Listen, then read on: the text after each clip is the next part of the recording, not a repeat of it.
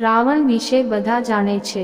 તેઓ રાક્ષસ વંશના હતા અને તેમના દ્વારા કરવામાં આવેલી ભૂલોને કારણે દર વર્ષે દશેરાના દિવસે રાવણ દહન પણ કરવામાં આવે છે। શું તમે જાણો છો કે રાવણ એક મહાન વિદ્વાન અને પંડિત હોવાની સાથે ભગવાન શિવના પરમ ભક્ત પણ હતા। એક સમયે રાવણે વિચાર્યું કે શા માટે તેના પ્રિય ભગવાન શિવને પ્રસન્ન ન કરી શકે। એમ વિચારીને તે તપસ્યામાં લીન થઈ ગયો।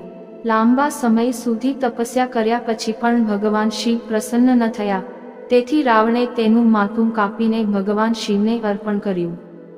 ભગવાન શિવ આ જોઈને તેનું માથું પાછું જોડતા હતા।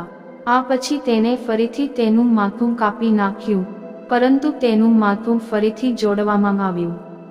આ રીતે તેને એક પછી એક 10 વખત માથું કાપ્યું અને દરેક વખતે તેનું માથું પાછું મૂકતું।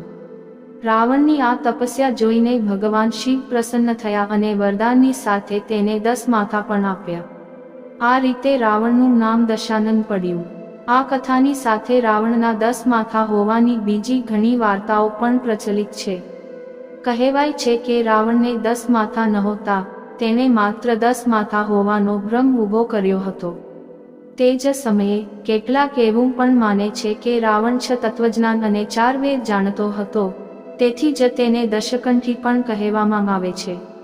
કદાચ આ જ કારણથી તેમને દશાનન પણ કહેવામાં આવતા હતા।